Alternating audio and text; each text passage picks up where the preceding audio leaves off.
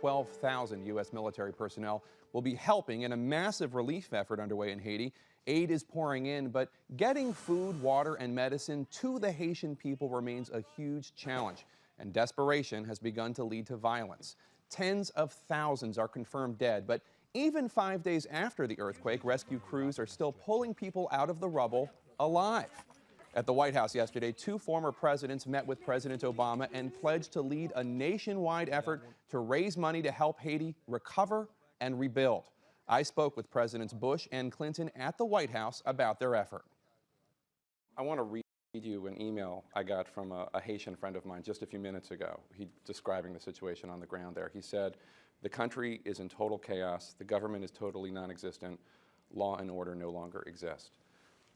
How frustrating is it for you, President Clinton, that the response has been so overwhelming, and yet there is still, supplies are not getting to the people in need? It's frustrating, but I think we're moving on it quickly. I think having the American military, President Praval signed an agreement, worked out an agreement with Hillary yesterday morning to turn the airport over. Now, the military working with the UN forces, they still have structure. We lost a lot of UN people, most of them were non-military. They're setting up distribution centers to safely distribute food and water, and they'll be able to have a widespread availability of medical care. And so I think you'll see it get a lot better in a hurry now. There also was an extraordinary amount of time devoted to trying to dig through those buildings to find people living and dead. I think as that effort begins to wrap up, you'll see the distribution of food, medicine, water, and basic care get better. I think the security situation will get better. But people have to understand, not only was the city leveled, and others as well, west, the Parliament building was wrecked, the presidential palace was wrecked. As of yesterday, we're still missing parliamentarians, still missing government ministers. I mean, the country, the structure of the country was taken down, and I think the United States has done a good job, and I think the international community has done a good job. The UN structure was taken down. Biggest loss of life in a single day in UN history. So President Bush and I were talking before, people get frustrated by this, but I think if you just, within 2 or 3 days, the thing will be in much better order. Mr. President, this is an unusual partnership. How did it come about? Well, actually, I used to talk to President Clinton during my presidency, and and then, of course, called upon he and President 41, my dad, to work together on the tsunami and then Katrina. And then when you're both retired, you kind of hang around the retirement center together. And so he and I have become friends. And I look forward to working with him. You know, one of my concerns is that these crises cause people to say, I want to help, and then they start pouring money, and sometimes into organizations that aren't real or perhaps dishonest. And so if people really do want to help, here's an avenue for them. And they can look it up on ClintonBushHaitiFund.org to determine how they can help. And then we'll make sure there's transparency and the accounting is good. And more importantly, the programs that the money goes to helps Haiti rebuild. President Clinton, you've talked about this effort will take years. Before the earthquake, you had convened donor conferences to raise money for Haiti. And at one donors conference, $500 million was pledged, more than that. And before the earthquake, you were about to get on some of those donors because about 10%, 12% of that money had been dispersed. Most of it had not. How do you keep focus of the international community, of the donors, on a situation like this? Obviously, in the next month, there's going to be a lot of focus, but how do you make sure that in a year, 2 years, there's still focus? Well, I think that's part of the UN job. The reason I took this job sort of to be the UN's outside person. That is, my job is to work with the donor nations, the international organizations, the Haitian diaspora, potential investors, and the non-governmental organizations and the philanthropists. But let me just tell you, I talked to the major donor nations on the phone 2 days ago. They all said they would speed up their commitment and stay involved. I had a meeting with 55 non-governmental organizations and wealthy investors who had promised to do it. They said they would do more now. I think that if we keep doing our job, if we'll hang around and do this and needle and nudge people, and the Haitians do what they were doing before this happened, keep proving that they want to modernize the country, I believe we can get the long-term commitment. Yeah, I think it's important for the Haitian government, once this initial stage of the crisis passed, to explain in clear terms a strategy that'll mean the money will be well spent. And obviously, a lot of people are going to be concerned about spending. It's one thing to save lives.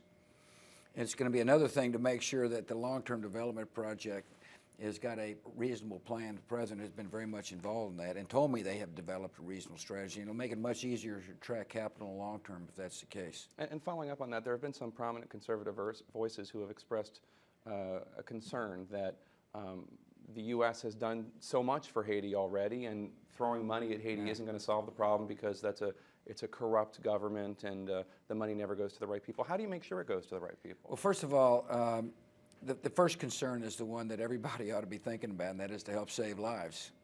I mean, I've seen it on the TV screens. You've seen it on the TV screens. There's just unbelievable devastation. You read the email report from a person who's obviously desperate. We've got to deal with the desperation, and there ought to be no politicization of that.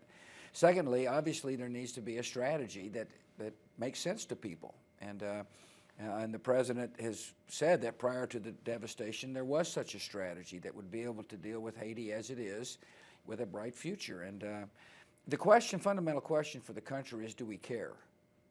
Beyond the storm, of the earthquake, do we care? And the answer is, I think we should. And I think we ought to care from a humanitarian perspective, and I also think from a strategic perspective, because it makes sense to have a stable democracy in our neighborhood. When you were heading up the tsunami relief with President Bush's father, one of the mottos you had was building back better. A lot of the infrastructure in Haiti to begin with was really shoddily constructed. How do you focus reconstruction after the rescue of the Haitians and Americans in that country right now takes place? How do you focus the reconstruction so that it is better?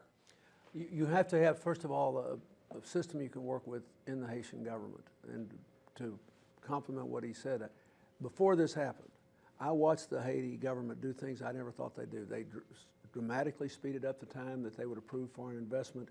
They finally gave dual citizenship to the Haitian diaspora in the United States, for example, something the old political powers were scared to do.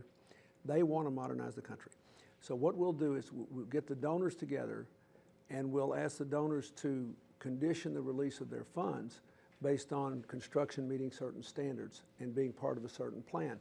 And I think the Haitian government will welcome that. That will give them the support they need. They want to build a modern country. You both have been presidents during times of huge natural disasters.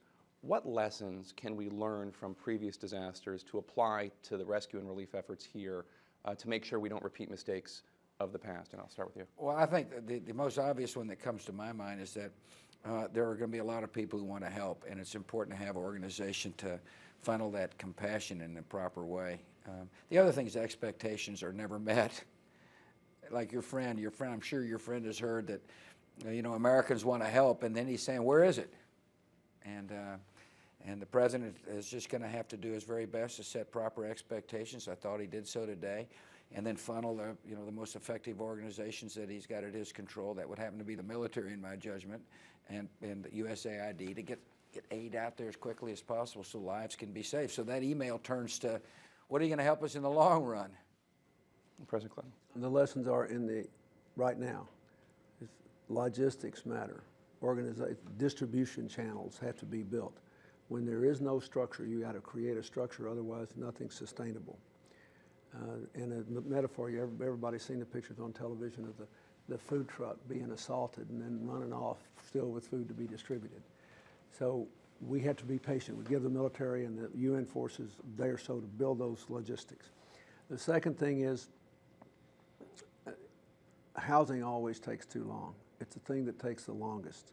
So we need to start thinking soon, like in the next few days, about how we're going to provide for a long-term living space for the people in a city that looks like a nuclear bomb hit it.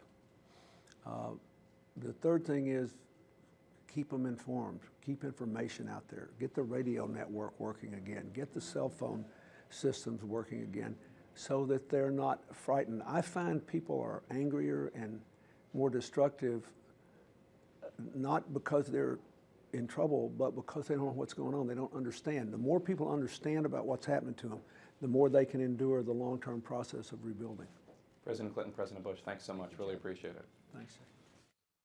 We'd like to put up the website where you can donate. It's clintonbushhaitifund.org. That's all one word, clintonbushhaitifund.org.